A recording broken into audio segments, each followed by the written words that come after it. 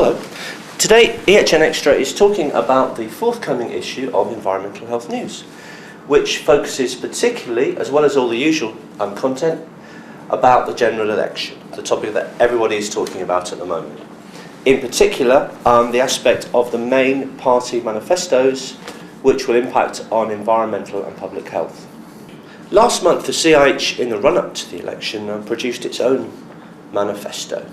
The CIH manifesto has four main themes: dealing with the public health implications of climate change, improving and protecting health by dealing with health inequalities, helping the economy through promoting and protecting good business and through smarter use of regulation, and securing safe and decent homes for all. We compared in detail the CIH's manifesto against the three main parties' manifestos, and Tom will talk to a range of experts and practitioners to give their views on what the main parties are saying. This week we spoke to Stephen Battersby, who's the president of the Chartered Institute of Environmental Health, about what was in the various manifestos. Now, Stephen made the point that lessons don't appear to have been learnt from credit crunch. What he said is that there is lots in the manifestos about stimulating the housing market. Conservatives talk about scrapping home information packs to stimulate the market. The Labour manifesto talks about raising the threshold on stamp duty to encourage home ownership.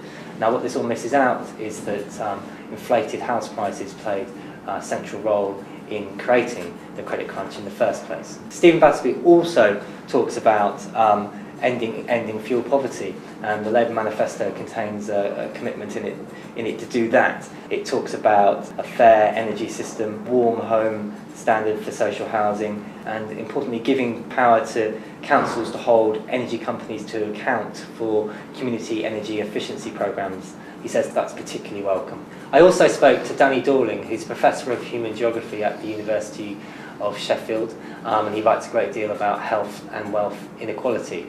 Now, Danny painted a very bleak picture. Labour and the Conservatives are proposing cuts similar in scale to 1979, and we know what happened in 1979 to health inequalities. It was the beginning of the huge increase. I also spoke to Hilda Palmer, who is a health and safety campaigner for the Hazards campaign.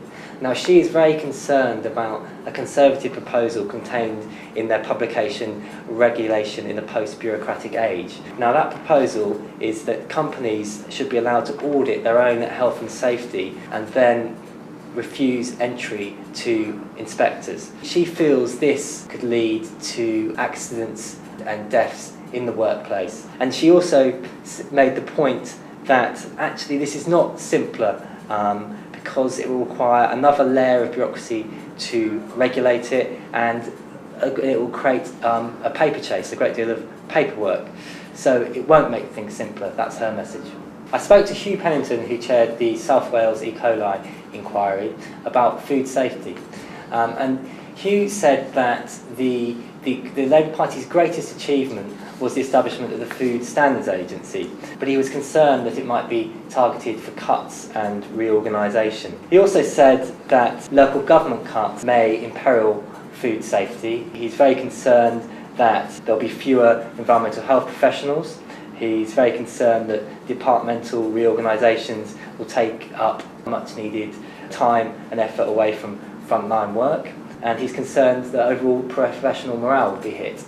I spoke to Julie Rugg, who produced a major report for the government about the private rented sector.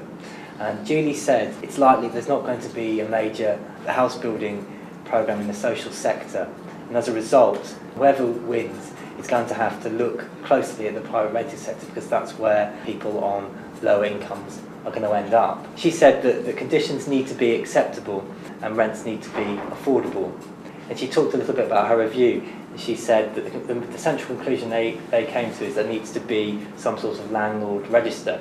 And the Conservative Party don't mention a landlord register in their manifesto, and she accuses them of not taking part in the debate.